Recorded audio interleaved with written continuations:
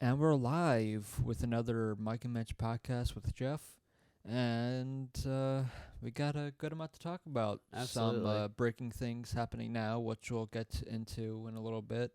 We obviously haven't talked since the Stanley Cup ended, so we're obviously going to give our thoughts and opinions on that. There's been a trade. The offseason has officially begun. The buyout period has begun. As of noon, it's 12:10 now. A little after, but still 12:10 now. So it is now buyout period time in the NHL. So why don't we just jump into this podcast and get started? Yes, absolutely. So first off, obviously this is a couple days ago. yeah, but still, Game 7. It got to Game 7. But this is also the thing too, is not to bring in the NBA into this too, Right. but both in the NBA and NHL, a team has won their first championship in team history, Which is awesome. I always love seeing that. First for the last team from the original expansion to win the Stanley Cup. Yes. The other one was the Golden Seals, and believe it or not, they will not be able to do it because they aren't on a team. Darn it. I think they should raise a banner in honor of the Golden Seals. I really think so. But yeah, they were the last remaining there, and this is something I posted on the Mike and Mitch podcast the morning after, which was just me kind of stating the fact that after that, because they had the longest drought with the Toronto Maple Leafs with 51 years. It's been 51 years since they won, but top 5 I did. 2 was Buffalo Sabres at 48, tied with Vancouver, the Canucks at 48, Flyers at 43, and Arizona Coyotes at 39 years. Wow. Yep. So one of those streaks has ended. That was impressive, I will say. I was not expecting him to win. I don't think anyone really was, but yeah. We'll just see how it plays from now on. Right. No, absolutely. It's always tough to see because this is why we play the game. This is why I think the NHL has the best playoffs. Yeah. Kind of a quick, small recap. Look what happened in round 1. All 4 division leaders, they're out. Yep.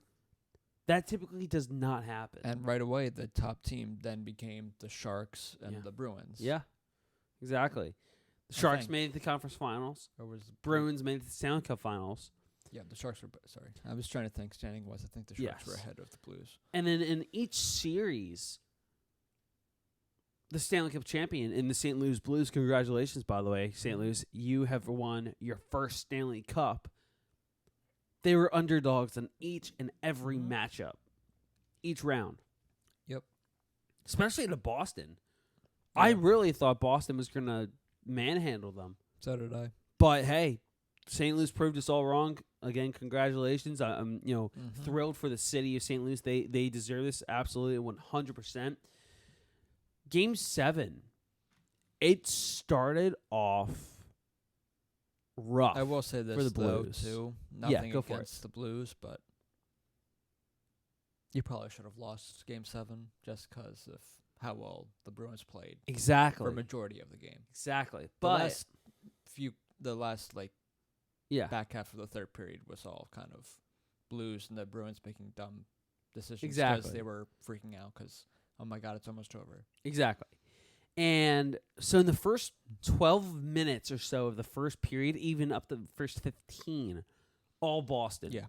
They absolutely dominated the whole game. Sorry, the whole first period, I mean.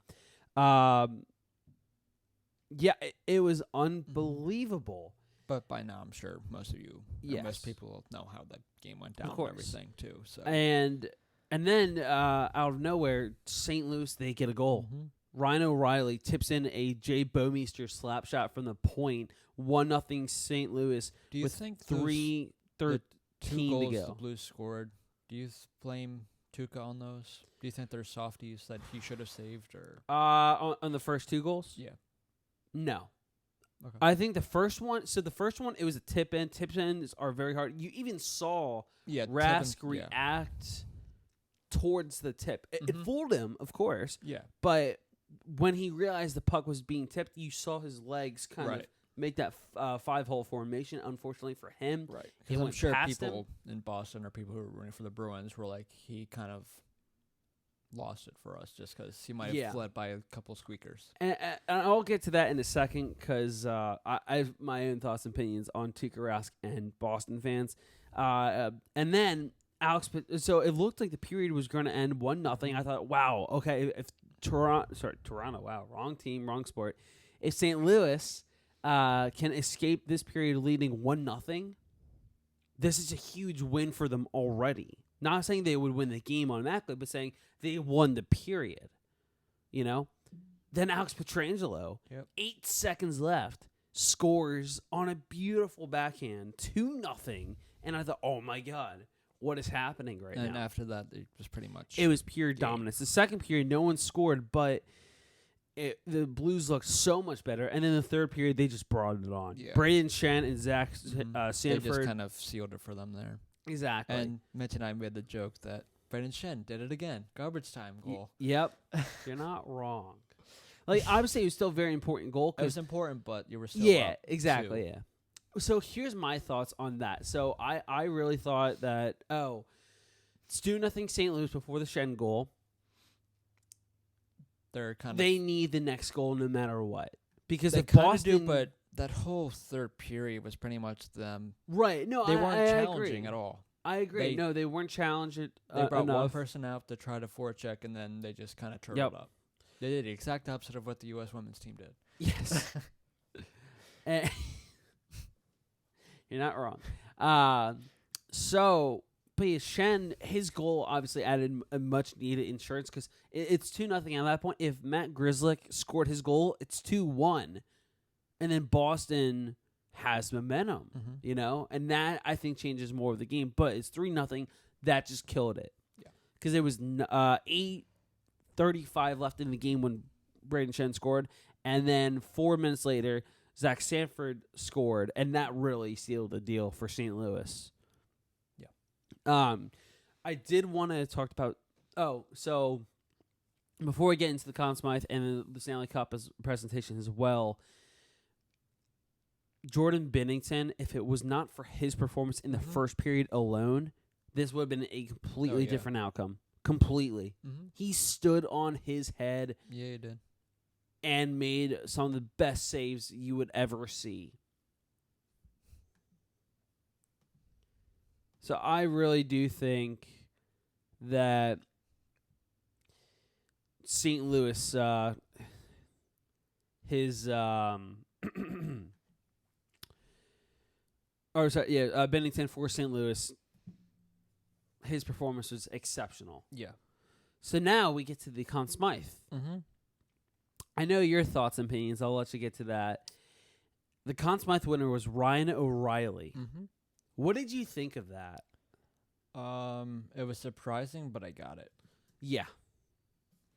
I can kind of play both sides of him versus Binnington and winning it.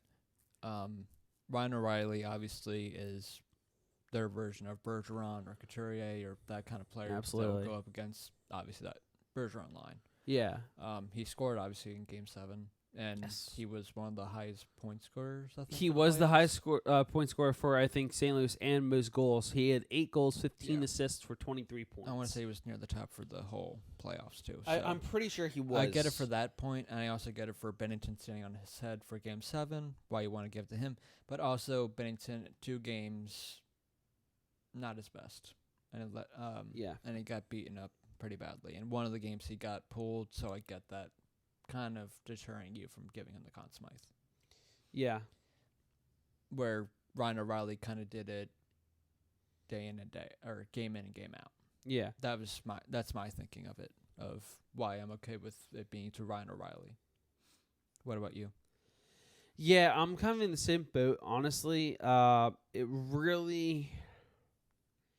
really was a tough decision because I thought, especially after Game 7 for Binnington's performance, the same thing I thought Binnington. Exactly. I thought it would have gone to him, but I get it. O'Reilly, which I think he even said in their last podcast, is that because we were going over who would win the Conn Smythe, if it was the Blues who win or the Bruins who win, and we think both top two would be.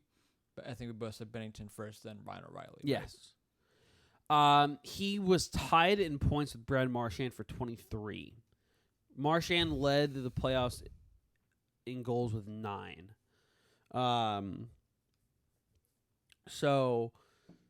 But no, I really do think that the NHL, they did get this right.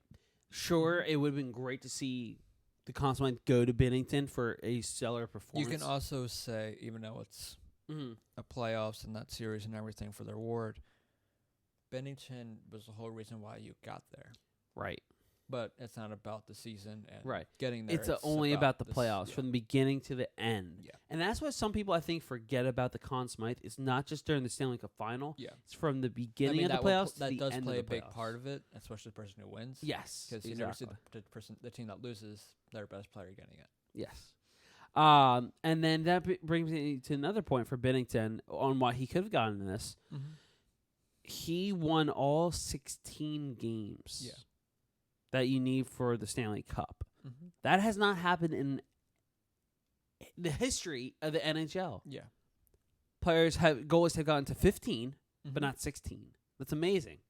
And he was always kind of similar to Hart, even though I haven't seen him stress kind of thing like Binnington had to do of coming back right after giving a good amount. He always but rebounded. He was always, that's the thing. He always rebounded. Which is incredible. The only reason why it's bringing Hart is because he's another young goalie that, Flyers-wise, that it can kind of compare him to. The only thing now is, what do you give Binnington? Because he is a free agent. What do you think is fair for someone who was a backup in the AHL to start the year to almost a Conn Smythe winner? Yeah.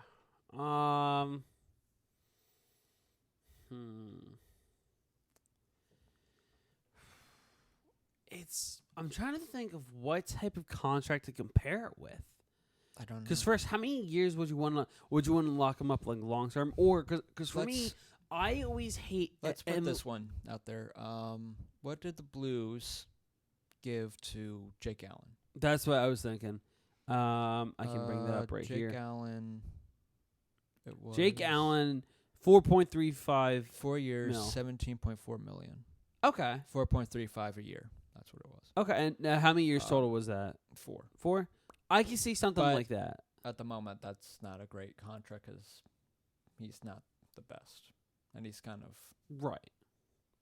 But for someone like Binnington, I could see something like that. If not, even a little less. Considering the fact this is only his first season, I could really see... I think 4.35 is the max per year. I could be wrong, but I could see like 4.35 mil for 4 years for Jordan Binnington. Their current cap situation right now is $18.73 million for this year. Yep. They have to re-sign him, whatever they do with Patrick Maroon, Carl Gunnarsson, Joel Edmondson, Chris Thornburn, Michael Ivan Delzato. He's going to be gone. I would have to believe. Or you're just giving him a small contract. Oscar Sundqvist, Robbie Fabry, and then obviously Binnington. Yeah, so I think But the bigger ones are kind of next year, whatever you do with Braden Shen. Right. Also, here's my thought. I really think it's extremely important for the Blues to lock up Ivan Barbashev, Oscar Sundqvist, and Sammy Blais to pretty decent deals, like a pretty 3-4 year chunk of a deal. Mm-hmm. But before we kind of get, because I kind of want to turn towards the Bruins. And but before I get there, what did you think of the run from the Blues this season, just in general? Yeah, because they were dead last. They were in dead January. Last in the West. No, in the whole league. Was it? Yeah, they were last in the whole league. They were battling with the Flyers. With that Fair enough. They're last in the whole league at one point in January. Mm-hmm. Then they rose. Flyers, where Bennington had his first game. Yep, shutout, of course. Yes. Which would be a good matchup now, thinking about it, because it would be Hart versus Bennington. I think that would be a good matchup for next season. I would be very interested in seeing that. Mm-hmm. But yeah, just from then on, from January on, they were just kind of They just got red hot. yeah. The thing They is, were like the Penguins a couple years ago. Remember? yeah, They yeah. No, literally struggled from December. was it December? It was like mid-December. It was around the same time. They, these yeah, guys got exactly. hot, Mid-December on, they just got hot and stayed hot. Yeah. So for me, because typically, that was another one. Because that was when they fired what's his face? Bylsma. Yeah, Dan Bylsma. Bylsma. I always get his name wrong. Bylsma, Bylsma. You're right. Sorry, Dan. And then they brought in Jim Rutherford. Yes. No, No. Mike Sullivan. Yes, Sorry. Mike Sullivan. I was going to say Jim Rutherford's the GM. Yes. But they brought in him that year, and then they brought him. Yeah. But that's the one thing I will say, though. Craig Berube is I want to give him, I guess some praise goes to him, but. Oh, no, I definitely give him some praise. I would give more so the GM. I was saying more so for the people that said Ron Hextall was dumb for getting rid of him. Yeah, I mean. Even though I'm pretty sure, I'm not sure if they're trolling or not, or just. I don't know. Not. But I'm sure there are people that would probably say that now because Craig Berube just won. Exactly. Yeah, and that's the one thing. Was interim. If Mike Yeo doesn't get fired, he's just an assistant. Exactly. And the other thing that's going to annoy me now with Flyers fans is they're going to say, oh, the fact that Braden Shen won a cup now, that's a horrible trade. Yeah. No. It was Braden Shen for Yuri Laterra and 2 first-round draft picks. The fact that you got 2 first-round draft picks out of Braden Shen, who turned out to be Morgan Frost and Joel Farabee. We'll get into the other trade when we'll get into the Goodis trade, but that was another one. I'll get into that one later. But yes. Anyway, but so as a run as a whole, though, again, because they were even saying, Doug Armstrong, their GM, were saying everyone's available.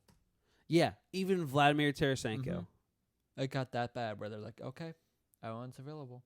But now going to next year, I guess we'll get into this later when we talk about the Blues. But now it's just like, okay, now we got a team here. Yeah, so actually, hold on. Let me do this. There was an impressive run from them, though. Because I want to bring up the because I just need to look at the bracket as a whole for the playoffs. From the playoffs.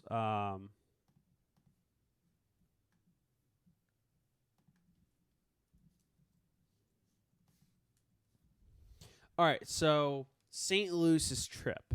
So they faced off against Winnipeg, right? 1-6. They won in 6. Then they faced off against Dallas, which that went to 7, which was pretty surprising because I did pick St. Louis, but I didn't think it was going to take 7 games. 6. 6? I thought it was 7. Sure it was 6. I could have sworn it was 7. I thought it was 6, but I could be wrong. And then the conference finals, that went to 6 against San Jose. And then they beat Boston. You missed the Stars. No, I said that was the second round. I didn't hear that. That's what we were talking about, between the 6th or 7th game. I thought you were talking about the Winnipeg then. Oh, no. Yeah, that one went to 6. Dallas, St. Louis, that went to 7. Because that was double overtime Pat Maroon goal. And then they had Boston in the Cup final. Not once did they have an easy opponent. Not saying that any of these opponents were easy. No. But some are clearly better than the others. Right. Winnipeg was tougher than Dallas. San Jose was... I guess you could also say this, that they had a harder task to get here than the Bruins did. 100%. Because they faced off... Outside of the Maple Leafs. Yes, because they faced off Toronto, which is a tough opponent. They won in 7. But then they, flattened the Hurricanes in conference finals after beating the Blue Jackets in the second round. Yeah. But yeah, I guess with that we can kind of turn towards the Bruins. Yeah. A little bit and Tuukka Rask. What do you think of him? So let me rephrase my question. So when I ask you what do you think of Tuukka Rask? Because years and years from now, Bruins fans will always argue whether they are a fan of Tuukka Rask or they do not like him. Why is that? He's one of the best goalies they've had in literally decades. Behind Tim Thomas, but yeah. Behind Tim Thomas, of course. That's, I said, one of the best. But still, it's frustrating because he's a stellar goalie. He's won the Vezina before. He's been, although he's not won a Stanley Cup, he's I think done well enough. I think it's still back to when the Flyers won. I think you're right. And that he's never actually won, because when they won, it was with Tim Thomas. Yes. It wasn't with Tuukka. So I guess for them, they're thinking of he hasn't really produced in the playoffs. He can be great during the season and everything, but playoffs, he hasn't really been. Mm-hmm. I think he's a good goalie. I think he's a solid goalie, and I think for majority of the playoffs, he was the best. Oh, absolutely. Both the best goalies, I think, played each other that were in the playoffs. Yeah. In the Stanley Cup. And why I would have put, if the Bruins won, that he'd be the Conn Smythe winner. Yeah, that would have been my pick for sure. Yeah. Yeah, because looking at each goalie, you had in general in the playoffs, Robin Leonard, you had Matt Murray, you had Peter Mrazek / Matt Haney, you had Holtby. I think really Holtby was the best goalie out of the whole playoffs. Not saying like performance wise, but I'm saying as a whole in the whole playoffs, Holtby and Rask, those were really your top two goalies out of the whole playoffs. Like going into the playoffs, you know. Yeah, I agree with that. I guess you could technically. And Vasilevsky. Fleury, you also had Fleury, yep. Martin Jones, Pecorine. Connor Hellebuck. Yeah, Hellebuck, because of last year. Yes, you could have put him in there. Exactly, and multiple goalies that are extremely well, and yet some of them just kind of. The two of them you could expect to be either hot or cold. Right, Jones and Pecorine. Yes. Jones, but these guys, yeah. Even with after a couple of bad losses or whatever, Bennington always turned it around and everything. Yeah, which was remarkable. It was never really hot and cold. They always just kind of were, out of all the goalies, the most consistent, I guess you could say. Yep. But now the Bruins have the question of what to do with Johnson and everything. But again, majority of this team will still be intact for next year. Yes. I think Marcus Johansson will be back. Goaltending wise, you won't have to worry. Obviously, that first line don't have to worry because that first line alone is good enough to get you to the first round. Yeah, Boston, they're in a good spot. Yeah. And it helps that the Atlantic, you kind of know who's going to win. You know who the top three are. Yes. It might change year in, year out who 1, 2, 3 are. But but besides that, the top three teams will remain the same for years to come. Which I still believe will be the same way we saw last year. Yeah. And the year before. Yeah. All Boston really has to worry about is re-signing Charlie McAvoy and Brandon Carlo, which should not be a problem. Also, Zane if they McIntyre. want to bring Johnson back. And Johansson, yes.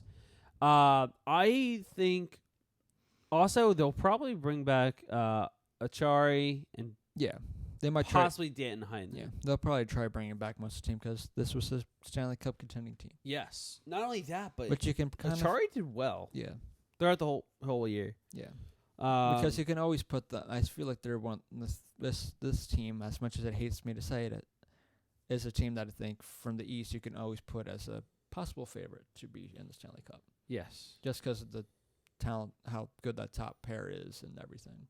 Yeah. Obviously, to get there, you would have to still go through the Lightning, which, it's not easy, especially if they don't lay an egg again. But yeah, I think it was a good playoff run there, but now the fun starts for us hockey nerds, Jeffrey. Yes, it does. Because most people think that after that game, what was it, Wednesday night? Wednesday night. That the NHL hockey is done until October, right? Yeah, September is preseason. October is when the season starts, right? But people are like, oh, no hockey until October. But this is where the fun starts for the nerds. Yes. To follow it. Because there's a good amount of moves that could happen. Your team could change a lot. you have the draft coming up soon. The buyout period starts today. Obviously, it's going on now. But the offseason has officially begun. Yesterday, Jordan Eberle signed what was it in total? It was a 5-year, $27.5 million contract extension with the Islanders. That's a big one for him. Yeah, 5.5 per year. But it was kind of necessary for the Islanders to kind of bring him back, I think. It was. And he I saw in an article I was reading on The Athletic that he mentioned in a quote back in like January, I think it was. The rest of these... He was excited. Like once he saw where the team was going, he was excited to go re-sign in because the Long two Island. biggest pieces they had was Brock Nelson and him to resign, and they did it. So. Yes, and they did both. So, no, I applaud Lou Lamoriello for doing that. They did them early. So. Exactly. Even though I think they might have been... No, they would have been UFAs, I think. But, yeah, and then this was a couple days ago, but Skinner also resigned with... Yes. That was a big one for Sabres. Jeff Skinner. 8 years. Yeah, but that really just shows you now what Marner is going to want, because it's going to be... Right. He's going to basically use that as... Not necessarily as leverage, but... Skinner's getting paid $9 million a year, which means for sure Marner's at least going to get 10, or at least 10.5. I don't know how. Yeah. Toronto's going to pay that or what they're going to do, but... Yeah. We'll get to that a little later on. But yeah, absolutely. Maybe not today, but later on in a podcast we'll talk about that. But obviously, those are quick little things that happened. But the biggest thing, as we kind of got on here, the first buyout has happened, and the buyout hit for 2019. Yes. And it was Philadelphia Flyers defenseman Andrew MacDonald. Yes. Jeff's favorite hockey player. Of course. Right behind Brennan Coburn. Absolutely. I think Jeff will miss him greatly. Just the many times he tipped in goals for the other team, he will be greatly missed. Many times he turned over the puck. Yes. The many times his man beat him in front of the net. But yes, that great defenseman is no longer on this team. Which I'm actually kind of surprised about, not that he was bought out, but I wasn't, because there was possibility that he could be traded, but I don't think anyone was really gonna really want to touch him unless you were giving him to like Ottawa or someone who needed cap, so you just give it to him so they cap that cap. But right, and then so that also kind of, or I guess I'll get you the floor here and talk about your favorite player. Of course. So, of course, the Flyers have waived Andrew MacDonald and will buy him out tomorrow, assuming he clears waivers, according to Dave Isaac. He had 1 season left on his contract, so the team will save roughly $3.83 million. And his 6-year, $30 million contract that he signed in April of 2014. Thank you, Paul Holmgren. Yeah. In 2019-20, and have a cap at a tad less than $1.92 million in 2020-2021, according to Cap Friendly. Mm-hmm. Now, I don't know if they would have this updated already or not. I doubt it. They do not. No, not yet. They at least hold on. They'll get They tweeted something out. So they said, okay, so they'll get it on there. So quick. Here's kind of a breakdown that they tweeted like a little buyout detail of the situation, but you knew this was coming. But now there's this question too for the Flyers: is he was an alternate captain? He was. Oh, yeah, that's right. Hard to believe, but he was. Yes. I'm assuming it probably won't change much, but Sean Couturier obviously is. But it one. is a new GM and coach bringing the process in of finding a coach or assistant captain. Obviously, the ones you're going to expect are Couturier and Drew. Yes.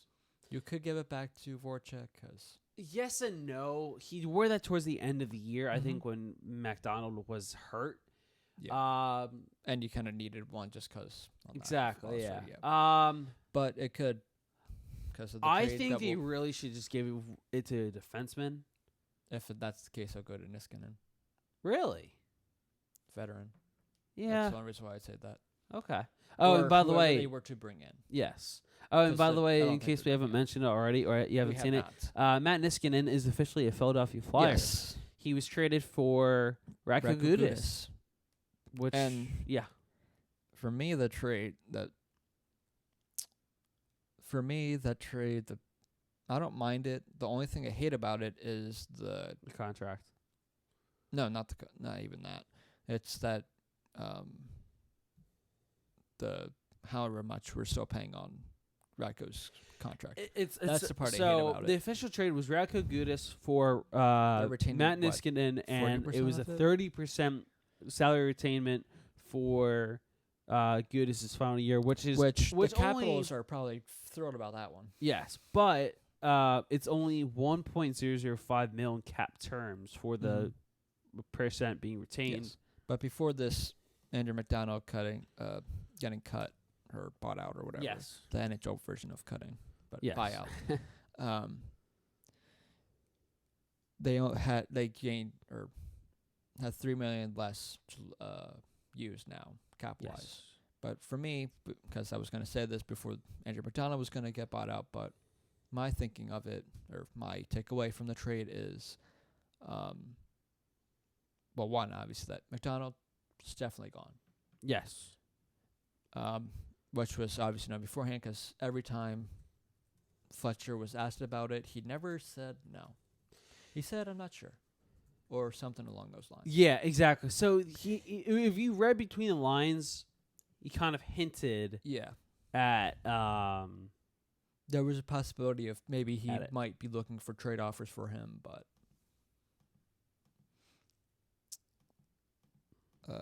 there's that. But other than that, I think veteran-wise, I think Niskanen is good for the younger guys.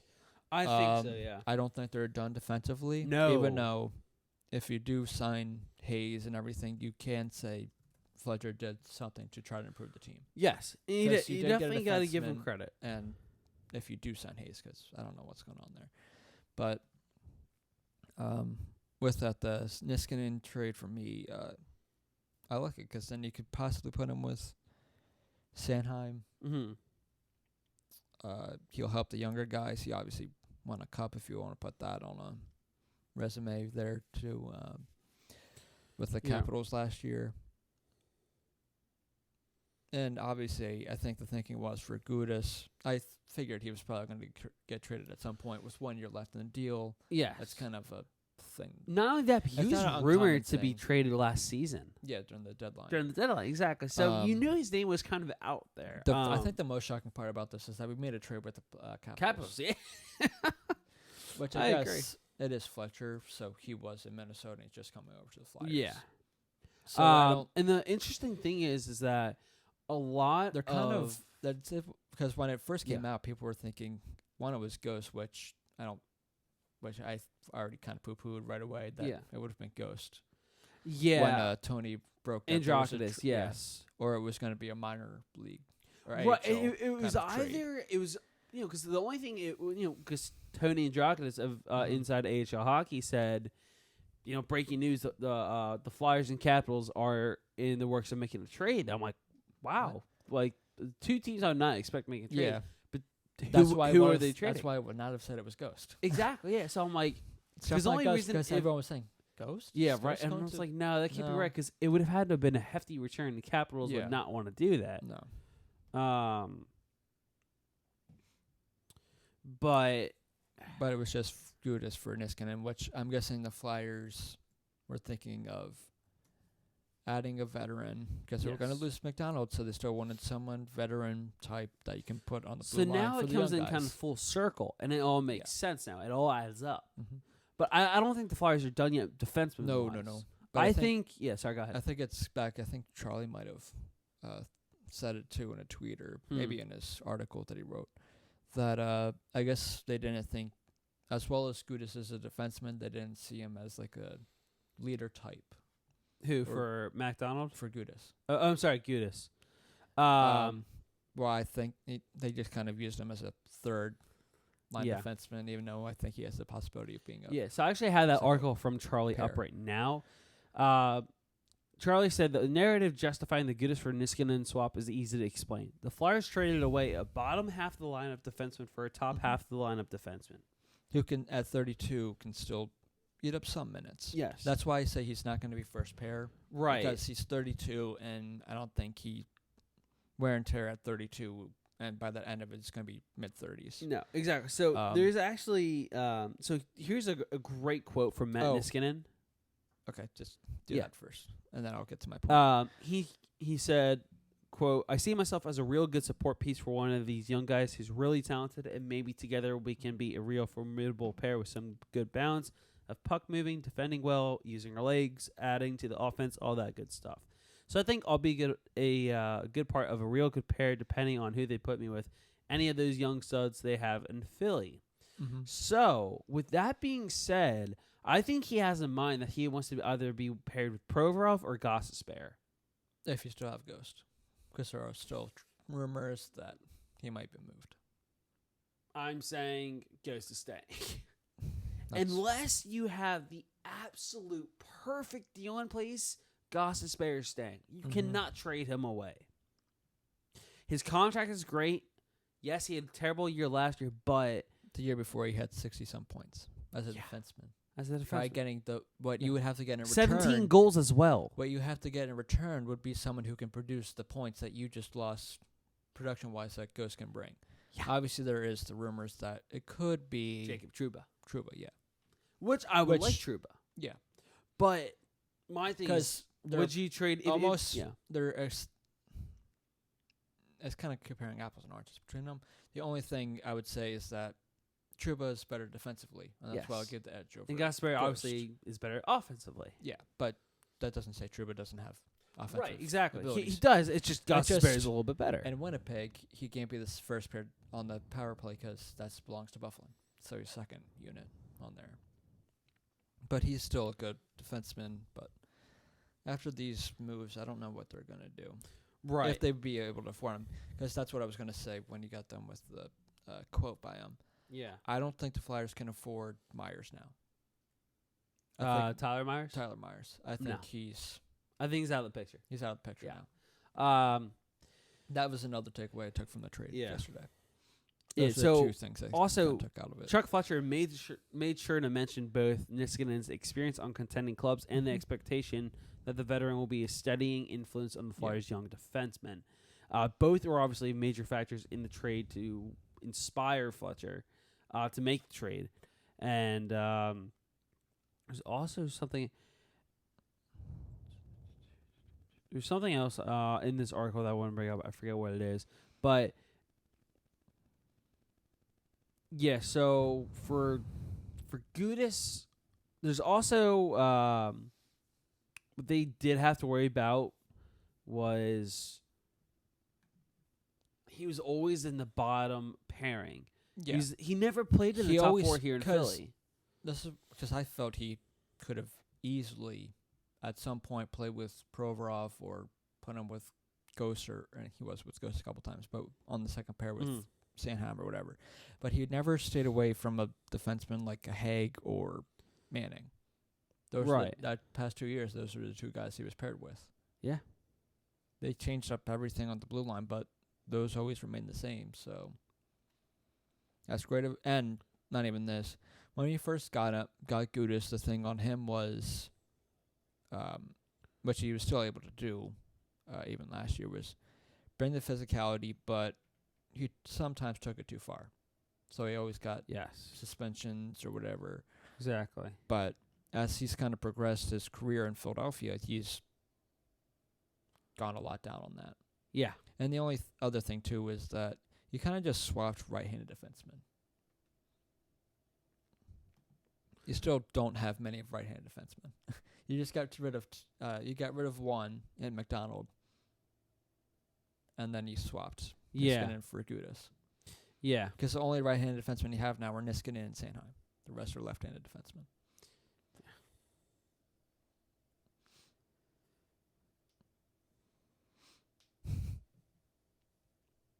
But I just find that funny. Is that you just Yeah, swapped for sure. right-handed defenseman. Even though I feel like you'd want to try to even it out, maybe try to add another right-handed, just so. Mm.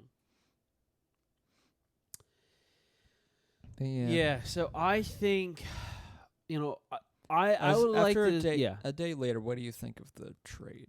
Because we were both texting after, we're like, I'm not really a big fan of it. But as I'm after kind of having a day or two to kind let of it sink in, digest everything. Yeah. I don't hate it. I don't hate it as much as I thought I did at first. Because so here's the funny thing: Capitals fans are pissed that they traded away Niskanen. I mean, livid. Mm-hmm. If you look at the Capitals announcing trade, if you read any comment, it's why did you do this? Oh, you're awful. This is a stupid trade. Blah blah blah. It surprises me honestly that the Caps fans are that mad and upset with this. The fact that they're getting goodies in return, I don't think they should be upset about. No. I think the only thing they're seeing is what Charlie O'Connor said in his article. Yes, they kind of got a bottom kind of defenseman, I guess. Right, but also it brings some physicality. On the defensive side. Sure. Look at this. Now they have Tom Wilson and Rocco Gudis. That's what I was going to say. Not that you really needed it because you already had Tom Wilson. Yes. But yeah, now you have a little more physicality on our defense, and your defense, I will say, is a little younger because Gudis was younger, and he's still a good defenseman. No, yeah, but his contract is last year. Arguably, you could say he was the Flyers' best defenseman. Oh, absolutely. Or at least most consistent. Oh, absolutely.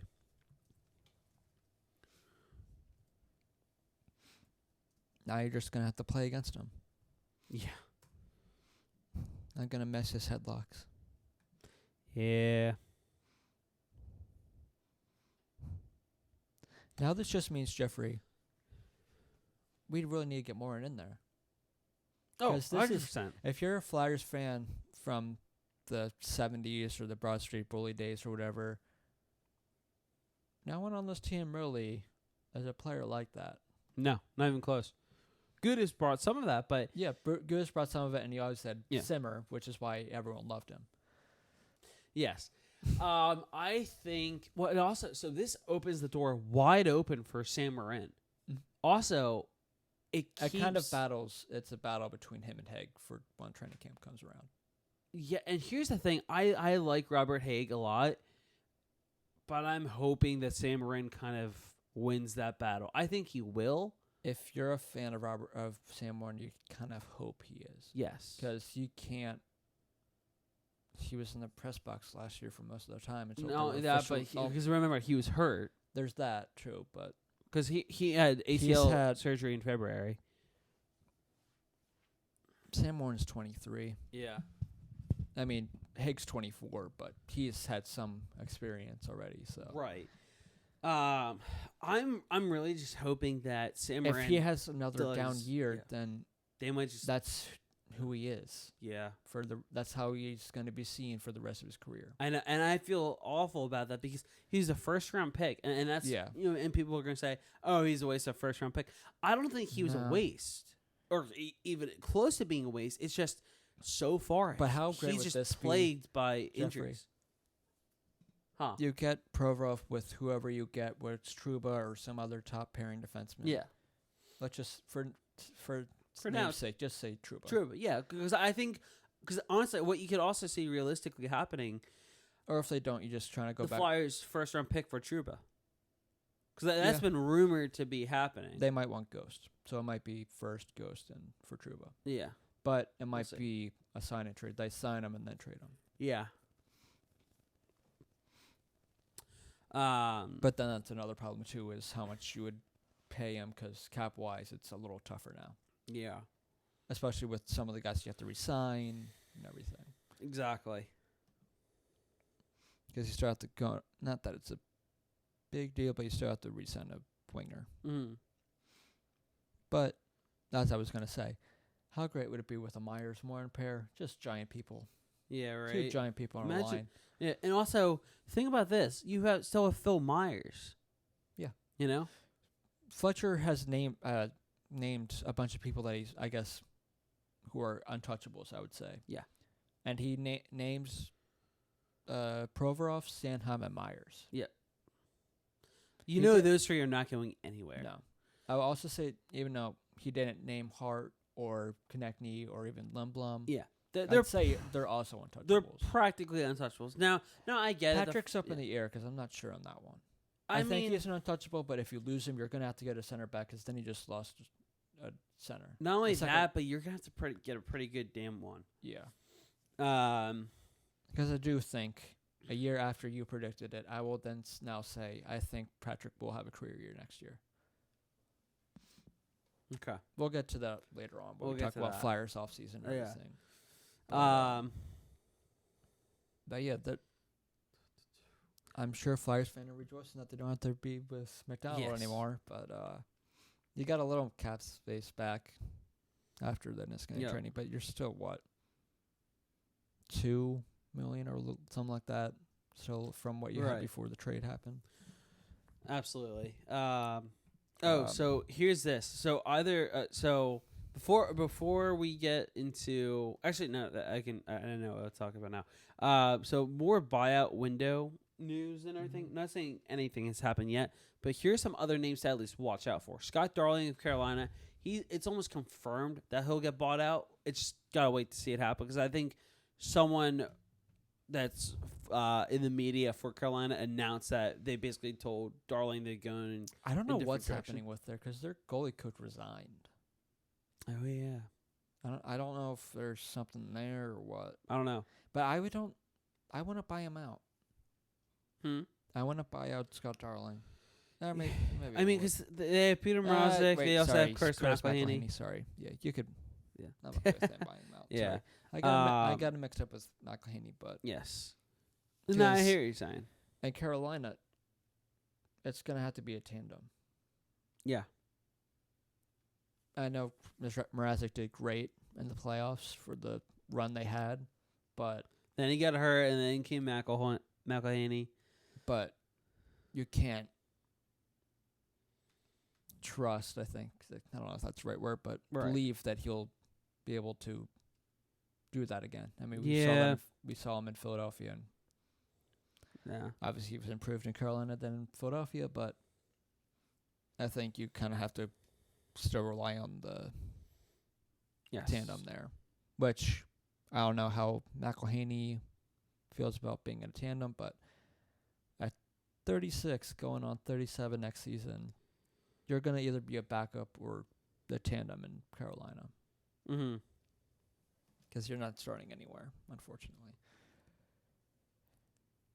And another popular one that's kind of been rumored for a little bit, but Corey Perry. Yes. What do you think of that? So, or do you think, because the buyout period ends, I believe, June 30th? Something like that, yeah. So there is some times for not that every team has to be like the Flyers and make a move, buy out someone right away. Yeah.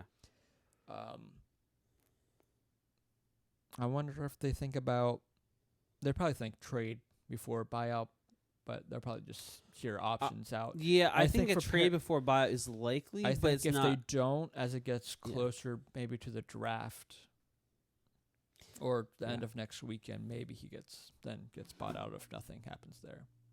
Right. Did he do that again? Maybe. It's on the table still. We're good. But here's the thing, though. So, Corey Perry, if the Ducks do buy him out, it will save them ultimately $4 million this year. So, his last 20-plus goal season was in 2015-2016. Last year, he had just 10 points in 31 games and a minus 16 rating while coming off knee surgery. That would give $13 million. Yes. His deal was $8.625 million per year through 2020-2021. He still has 2 years left in his contract. Do you think it's now a rebuild time in Anaheim? 100%. Yeah. 100%. I'd have to believe it because you can't, even with, because how old's Gibson? No, he's only 25. Okay. Yeah. I don't know if you can really believe this team at the moment can make it back to the playoffs, especially after they played last year. Yeah. So the one thing that's going to help them, they have 2 first-round picks. And they lost Kessler for a long time. They did. They have their first San Jose's first. They have their second, fourth, fifth, and sixth, and also St. Louis's sixth. And also they just don't have their third or seventh. Yeah. The one thing that helps is they don't have many players at all to re-sign. John Gibson's locked up for a long time. You have Cam Fowler, Hampus Lindholm locked up. Andre Kasha, he's locked up for a little bit longer. Troy Terry, he still has another 2 years. Getzlav still locked up. Henrique Silverberg, Ricard, Raquel. And then also in the minors, you have Max Jones, Sam Steele, Maxime Comtois. Oh my God, they're loaded for literally that could be a line right there. Jones, Steele, and Comtois. I think those 3 could all make the team coming up this upcoming season. They have the potential. They're exceptional young talent for the Ducks. I think Anaheim desperately needs a new backup goalie.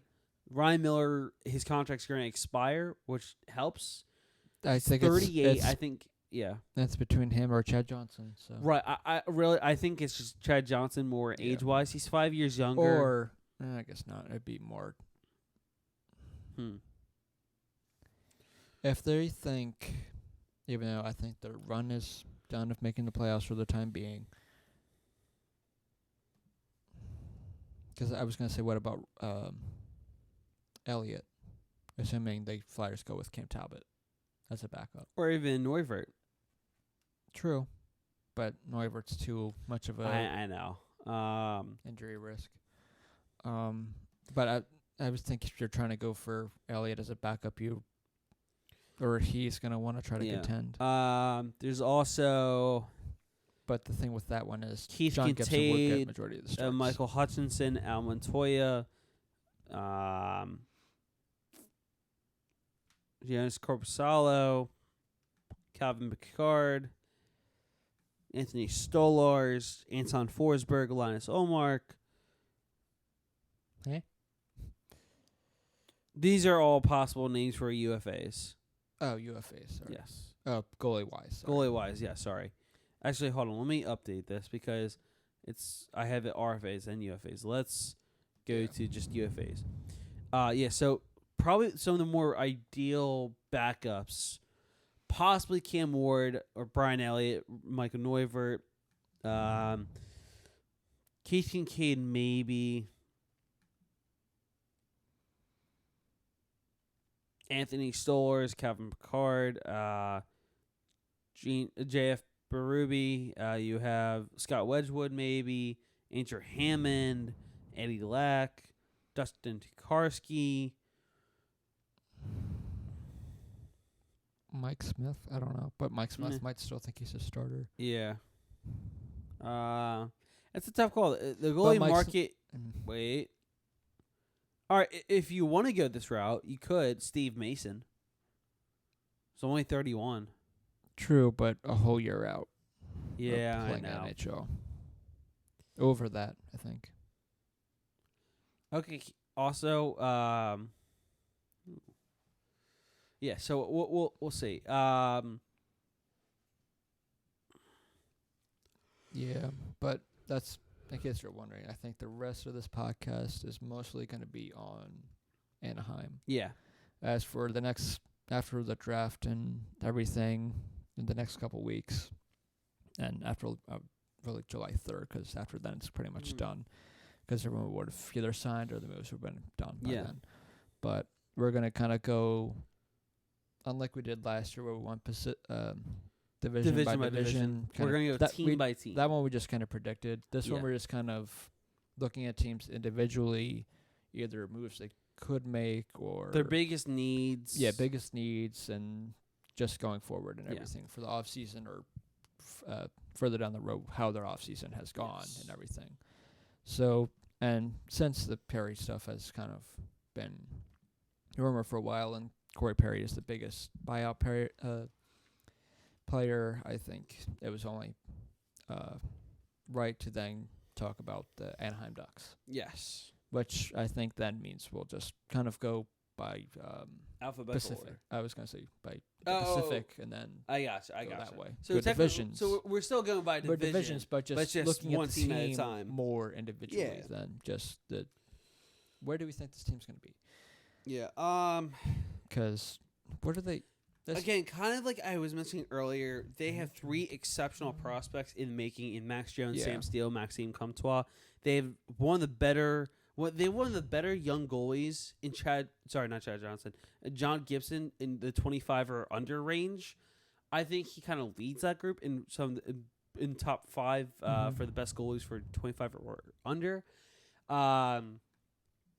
He's locked up all the way through 2025, 2026. Right. 25 years old, $6.4 million per year. I got it up. I got the standings up. Where did they finish? Okay. Anaheim was 6th in the Pacific with 80 points. They won 35, 37, and 10. Yeah, so right now... All right, so right now, here is the draft. All right, so they are drafting 9th overall. They have 2 first-round picks. Yeah, their other one is 29th overall via... It's from San Jose from Buffalo. Ah. So they have 7 picks in the draft next week. Yeah. Next Friday, 8 p.m. So it's not horrible if you want to use those to try to rebuild. Right. Or kind of rebuild, I guess. I think... Because I think you're going to end up being like Vancouver last year if you bring up the guys you were talking about. Yeah. That are in your system. Yeah. Because it's going to... Not like a... I don't think these guys are going to be like an Elias Pettersson, but... Right. It gives you... Well, one thing... Maybe people will come in and be like, oh, look at these young guys, young talents that we will see for the future or whatever. Yeah. If Perry is bought out, you won't have Perry anymore. So you do lose an assistant captain or alternate. So yeah, I think honestly because even this is tough. For Anaheim, I don't know. What are you thinking right now? And the whole league, I still think they're still up there defensively. I think they're still pretty good defensively. Anaheim? Yeah. They're young, too. Yeah, because they... Oh, wow, yeah. Average age 25. The oldest defenseman is... 27 and Cam Fowler and Josh Manson. No. Corbin and Holzer. Corbin and Holzer, but he's a UFA. Yeah. They really need defense because right now they only have 4 locked up under contract. So they easily need to sign or trade for at least 2 defensemen. Yeah, or draft. Yeah. But no, I'm saying not only just draft, but to actually play in the NHL.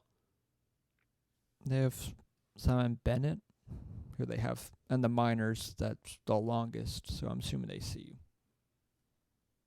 Yeah. Because he signed until 2022, 2023, so yeah. Either also, he just I signed think last year or the fact that they have the 9th overall pick, that will help a lot.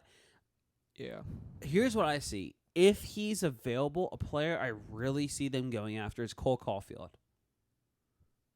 The right winger, 72 goal scorer. That's a big if he's still there, but I could see them taking him. There's that, and also I feel like, maybe not. I was going to say maybe they're looking more for defense. Oh, or defense. It's really tough to say. I know more forwards than defensemen in this draft, but all I know is that this is going to be a relatively deep draft class yet again, which, again, it's such a relieving thing for any NHL team because, sure, it sucks that, every other team's going to get probably within the first round or 2 a good, solid player, but that also means you get a strong player with your pick almost no matter where you are. It also if you do buy out Perry, you do bring down your age a little bit in your forwards wise. Yes. Because that's the biggest thing. Because that's the one thing. Because if you look at some of these ages, the oldest person is Patrick Eaves, who I forgot still played. Yeah. And then even with their Kessler age, and Getzlaf and Perry are all 34. Yeah. And then the next guy is 30. Yeah, and Carter Rowney. Yep. But yeah, so the average is 27.9 years old. Yeah, if you do buy out Corey Perry, the age difference will drop down quite a bit. Yeah. I think it's no matter what, but I think they just need to get younger. Also, on a side note, just because I'm seeing this now, for the Flyers, Chuck Fletcher said he's spoken with some teams about potential trades for a goalie. That does not bode well for either Cam Talbot or Brian Elliott.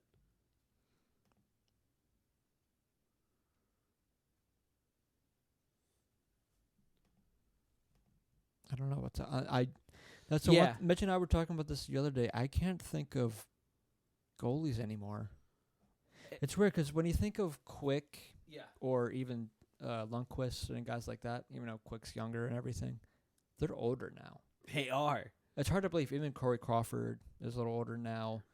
Like, other than John Gibson, who I just realized is only 25. Who are the younger goalies?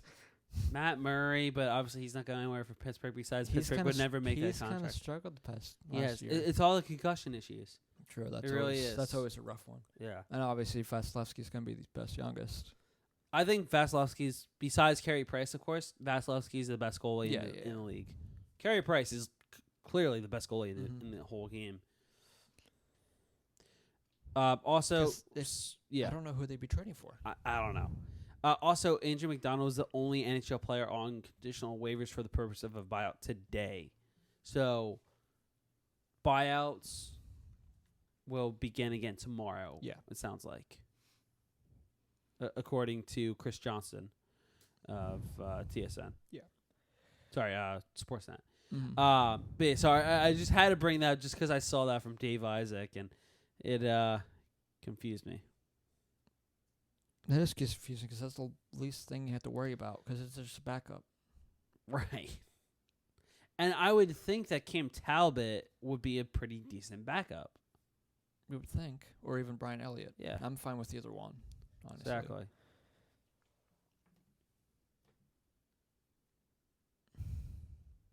Because I don't think you can do a tandem. You're not going to do a tandem with Carter Hart. Not really. Hart. And there aren't that many great backups right now.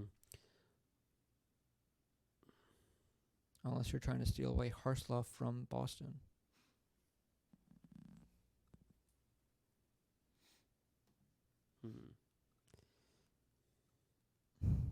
I don't know. We'll see how that one plays out because, I don't know. Yeah. I still don't know what's going to happen with Kevin Hayes either, but that's another one. It sounded like, according to Chuck Fletcher... Hold on. I just had it. Bill Metzer said that. So here's Fletcher on the negotiating process made with pending UFA Kevin Hayes. We've had a very good and constructive dialogue with Kevin and his representation. We'll see how it plays out, but so far it's been a positive process. Yeah. So that's exciting. Yeah, I'd say so. But yeah, so sorry, I had to bring all that up. So, but yeah, back to Anaheim though. How fully charged are you right now? 84. Can I have your charger for a second? I'm at 5%. Oh, that's not good. Yeah. I'm dying. Yeah.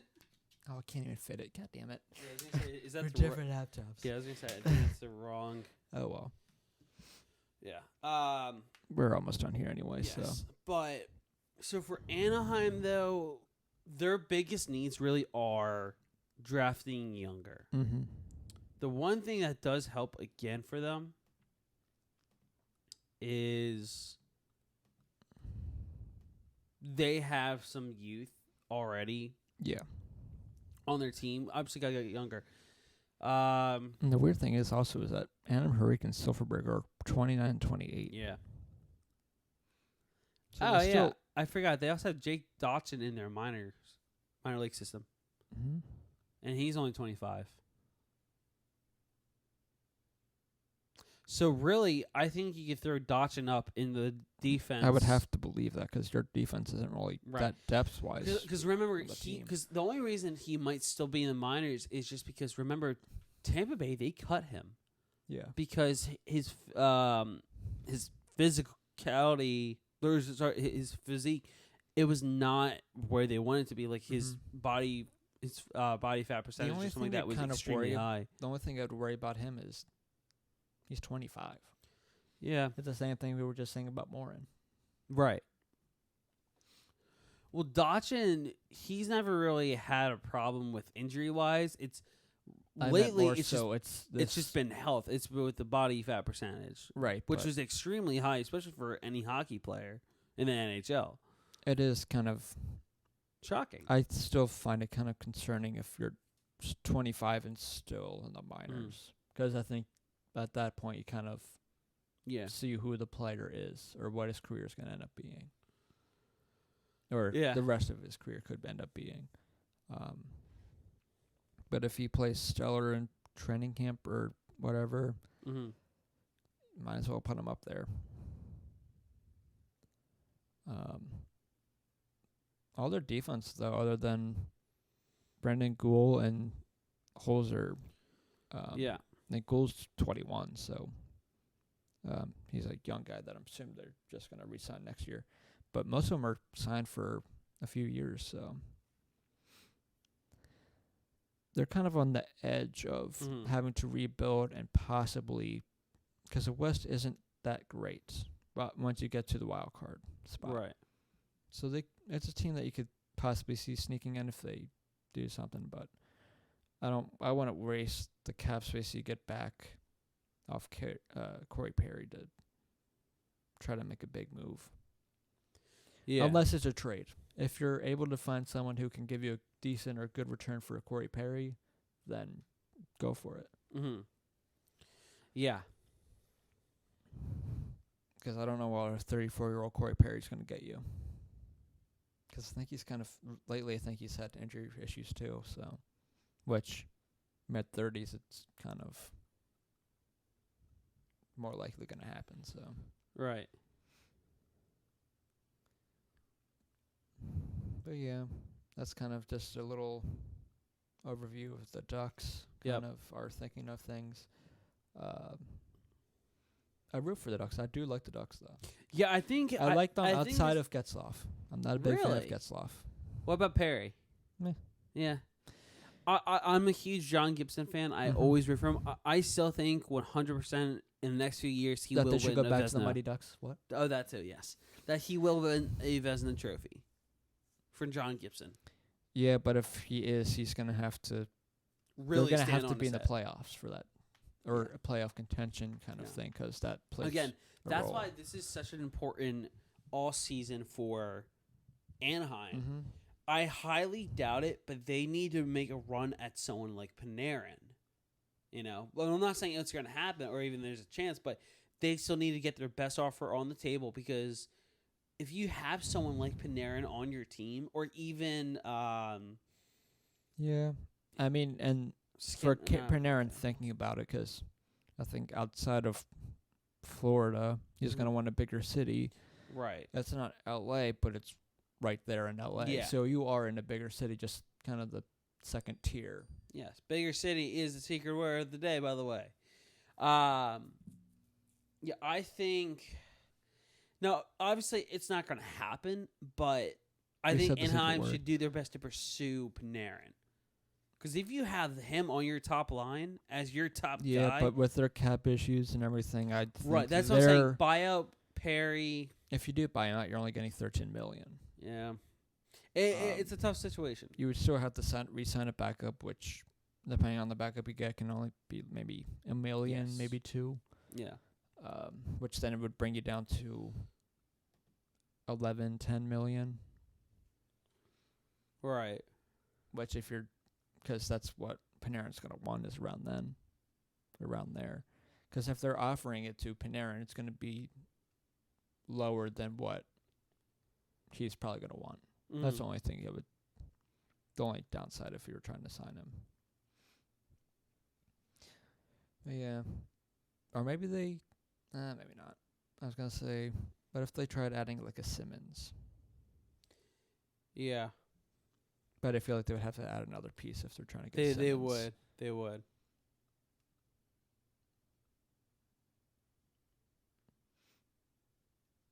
Yeah, I think we should stay when we do our next one for teams. I think we should stay in LA and do LA.